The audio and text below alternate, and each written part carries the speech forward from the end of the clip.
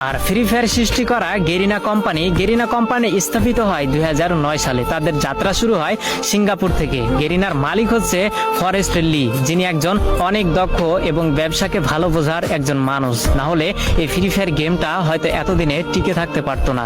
তো 2009 সাল থেকে গেরিনার যাত্রা শুরু হলেও তারা কোনোভাবে কোনো গেমে সাকসেস পেল না, সবকিছুতেই তারা ফেল হয়ে গেল। একের পর এক ভিডিও গেম রিলিজ করেও মানুষের মন জয় করতে পারছিল না। তো 2014, 15, 16 সালে গেরিনা বেশ কয়েকটি গেম মানুষের সামনে উপস্থাপন করে, কিন্তু এত পরিমাণ ভালোবাসা এবং এত পরিমাণ জনপ্রিয়তা পায়নি গেরিনা কোম্পানি ওই অন্য গেমগুলোতে। কিন্তু সবকিছুতেই একটা টার্নিং পয়েন্ট থাকে, যেটা 2017 সালে গেরিনা কোম্পানিকে তাদের মোড় ঘুরিয়ে দিয়েছিল।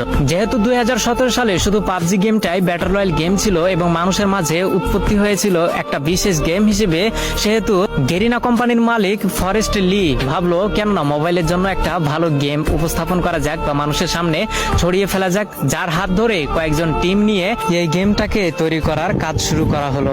2017 সালে সর্বোচ্চ ব্যবহৃত গেম হচ্ছে পাবজি এবং সবার মাঝে জনপ্রিয়তা পায় পাবজি, কিন্তু কম্পিউটারের মাধ্যমে, ফোনের মাধ্যমে এই পাবজি গেম এতটা জনপ্রিয়তা পায়নি। সেই সুযোগটাকে কাজে লাগিয়েছে গেরিনার কোম্পানির মালিক ফরেস্ট লি তৎক্ষণাৎ ভেবে উঠলো যে মোবাইলের জন্য একটা গেম তৈরি করা যাক, যে গেমটি অনেক কম দামি ফোনেও যেন সাপোর্ট খায়। তো যার জন্য কয়েকটি টিম গঠন করে গেরিনার কোম্পানি ফরেস্ট লি কাজ করা শুরু করলো। 2017 সালের প্রথম দিকে এই ফ্রি ফায়ারটাকে তৈরি করা শুরু করলেও 23 আগস্ট 2017 সালে এই গেমটাকে পুরো বিশ্বে ছড়িয়ে দেয় গেরিনা কোম্পানির মালিক ফরেস্ট লি, যেটি একটি সিঙ্গাপুর কোম্পানি এবং সিঙ্গাপুর থেকে এর হেডকোয়ার্টার এবং পুরো গেমটাকেই পরিচালনা করা হয়। তো 2017 সালে যখন সাধারণ মানুষ সাধারণ ফোনে এই গেমটাকে খেলতে পারতো, তখন পাবজির জনপ্রিয়তা ধীরে ধীরে কমতে শুরু করলো এবং যেহেতু কম দামি ফোনেও ফ্রি ফায়ার গেমটাকে খেলা যেত, যার জন্য সবাই এই ফ্রি ফায়ার গেমে ঢুকে পড়লো। তার দেখা দেখি পাবজিও 1 বছর পরে তাদের মোবাইল ভার্সন বের করলো, কিন্তু